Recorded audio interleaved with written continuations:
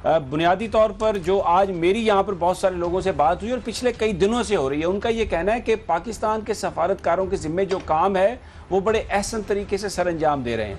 इस वक्त पाकिस्तान के जो बाहर ख़ास तौर पर अमेरिका में जो सफारतकार हैं उनके जिम्मे ये काम नहीं है कि वो पाकिस्तान के इमेज या तशख़्ख़ुस के लिए कुछ अपना रोल प्ले करें। उनके ज़िम्मे काम यह है कि वो अमेरिका को ये बताएं कि पाकिस्तान की फ़ौज इक़्तिदार पर कब्ज़ा करना चाहती है, पाकिस्तान की फ़ौज जो है नॉन स्टेट एक्टर्स को सपोर्ट करती है, पाकिस्तान की फ़ौज सारे के सारे जो दहशतगर्दों की कार्रवाइयाँ हैं उनको सपोर्ट करती है। मैं आपको इसकी पूरी, मेरे पास इसका एविडेंस है, मैं आपको ये बताने के लिए तैयार हूँ कि पाकिस्तान जिसके ज़रिए लॉबियस्ट करता है, इमाद ज़ुबैरी साहब जिनका नाम है, हम उनके ज़रिए पहले भी हम उनकी बता चुके हैं खबरें।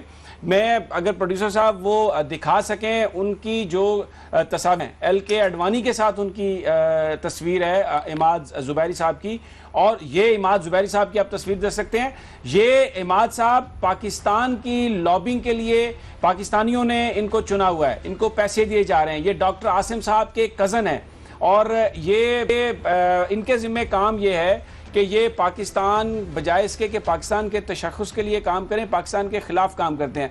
एक और इनकी जो बेसिकली जो एक पैम्फलेट है जिसमें ओबामा और मोदी की तस्वीर के साथ make in India, make in America, वो इसके पार्टनर हैं इमाद ज़ुबैरी साहब की। उसमें तस्वीरें हैं, उसमें उनको वो बिल्कुल वेलकम कर रहे हैं, उनको खैर मकदम कर रहे हैं, उनकी परफॉर्मेंस की खैर मकदम कर रहे हैं।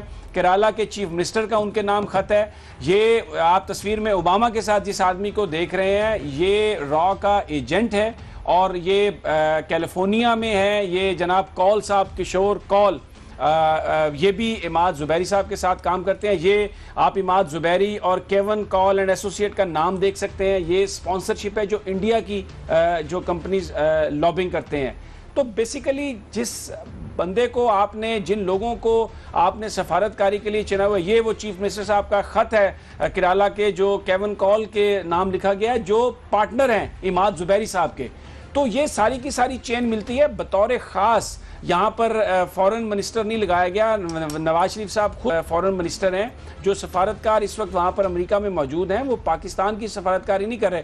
और अब एक आखिरी बात मैं करता हूँ और उसके बाद साबिर कि सजीद गांधी यहाँ पे आता है तो उसके बाद छपता है न्यूयॉर्क टाइम्स का एडिटोरियल जिसमें यह कहा जाता है कि पाकिस्तान को आप स्क्वीज करें। अब फवाद हसन फवाद बैठे हुए हैं अमेरिका में, तो मुल्ला मंसूर मारा जाता है पाकिस्तान के अंदर। और ये जो सारी डॉक्यूमेंटेशन है ये वजारत दाखिला यानी पाकिस्तान की हुकूमत इसकी इंचार्ज है। पासपोर्ट देने वाली अथॉरिटी वजारत दाखिला, वीज़ा देने वाली अथॉरिटी वजारत दाखिला, और वहाँ पर वो बज़ाहिर अपनी फैमिली के लिए गए हुए हैं करने के लिए।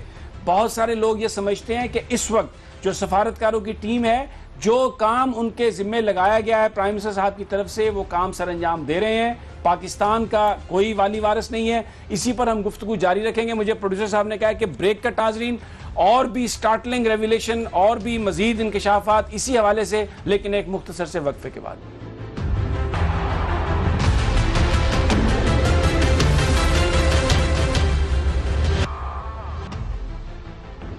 वेलकम बैक नाज़रीन। हम बात कर रहे थे पाकिस्तानी सफारतकारों की, उनका असल मिशन क्या है, कर वो क्या रहे हैं, आपको कामयाब सफारतकारी मुल्कों के लिए कैसे की जाती है। आपको एक तस्वीर दिखाता हूँ। अभी अमेरिका की कांग्रेस ने एक बिल पास किया है भारत के साथ ताउन को मज़ीद बढ़ाया है, जिसको वो ये कहते हैं कि नेशनल डिफेंस ऑथराइजेशन एक्ट है। ये आप तस्वीर में देखें, ये जो आपको साहब नज़र आ रहे हैं ये तरनजीत सिंह सांधू हैं। ये उनके चार्ज डी अफेयर्स हैं इंडिया के, और 7 अमेरिकन कांग्रेसमैन हैं।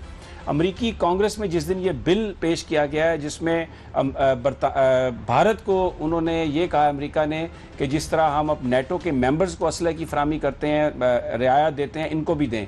सांधू साहब के साथ तस्वीर खिंचवाने का मकसद ये था कि ये इनिशिएटिव इंडियन गवर्नमेंट का था, वगरना अमेरिकी कांग्रेस में उनको साथ खड़ा करके तस्वीर खिंचवाने की ज़रूरत नहीं थी।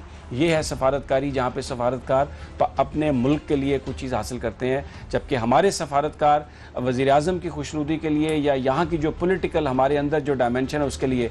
ये वो आप देखें, US house approves to bolster defence ties with India. ये वो डिफेंस ऑथराइजेशन एक्ट है जिसके बारे में पाकिस्तान को डिबेट करनी चाहिए थी। पाकिस्तानी सफारतकारों को मामला उठाना चाहिए था कि अगर हम अमेरिका के इत्तेहादी हैं तो हमारे साथ ये सलूक क्यों, बजाय इसके कि ये मामला उठाए जाते। पाकिस्तान में जो ड्रोन हमले हैं उन पर भी इतना कमज़ोर रिएक्शन।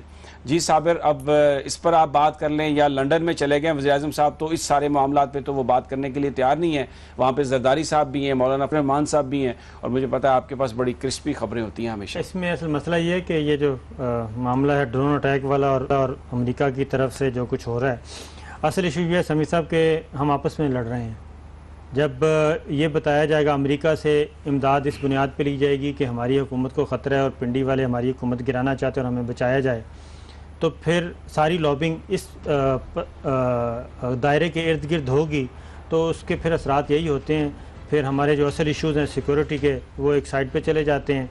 अब या तो आप पाकिस्तान के लिए कुछ मांग लें या फिर अपने इक़्तिदार के लिए मांग लें, पॉलिटिकल प्लेयर्स को कैसे काबू करना है, या फिर ये कर लें। क्योंकि इस वक्त जो अगली स्टोरी है लंदन में जो कुछ हो रहा है या होने वाला है, उसमें भी यही है। अमेरिका पसे पर्दा सारा रोल अदा कर रहा है, सुपर पावर्स अदा कर रही हैं, बड़े मुल्क कर रहे हैं, जिनको ये कहा जा रहा है कि हमें बचाया जाए, क्योंकि पनामा लीक्स का मामला भी उन्हीं के खाते में डाला जा रहा है और उस तरफ कोई नहीं आ रहा। आपने देखा नहीं कि यकदम जो पॉलिटिकल प्लेयर्स हैं, पॉलिटिकल पार्टीज़ हैं, पीछे सरकना शुरू हो गए हैं और पार्लियामानी कमीशन पे बात जा रही है। मसला क्या है? मसला ये है कि सबको लॉलीपॉप दिया जा रहा है कि आप इंतज़ार करें, डेमोक्रेसी पे भरोसा रखें और इंशाल्लाह अगले इलेक्शन में आपको अकोमोडेट किया जाएगा। यहाँ तक बातें हो रही हैं।